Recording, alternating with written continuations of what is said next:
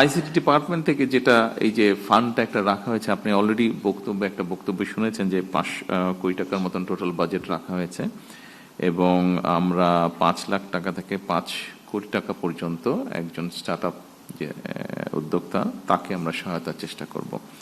এবং একই সাথে আমরা যেটা চিন্তা করেছি বা বলা যায় ডিসিশন নিয়েছি আমরা, যে আপনার মতন এরকম যদি উদ্যোক্তা থাকে যাকে একদম আপনি একদম ফ্রেশ স্টার্ট আপ, আপনাকে আমরা এই যে ব্যাংকের যে হ্যাসেলগুলো আছে, আপনার বিভিন্ন রকম কোলাটারাল সিকিউরিটি দিতে হয়, বিভিন্ন কাগজপত্র দিতে হয়, এটা আপনাকে যাতে এর ভিতর দিয়ে যেতে না হয়।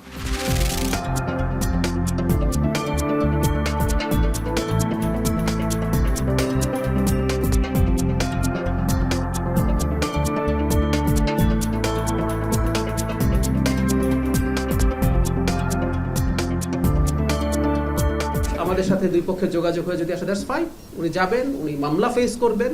উনি মামলার জন্য আইসিটিতে এখন বিদেশি লয়ার আনারও স্কোপ আছে, পৃথিবীর শ্রেষ্ঠতম লয়ার তিনি আনুন, তিনি তাকে ডিফেন্ড করার চেষ্টা করুন। ওখানে অবজারভার রাখা যায়, ওখানে ভিডিও ক্যামেরা রাখা যায়, এতটাই আধুনিক করা হয়েছে ইন্টারিমের সময় এই আইসিটি আইনকে। সো একেবারে স্বচ্ছ বিচারের মাধ্যমে সব প্রসেস চলবে।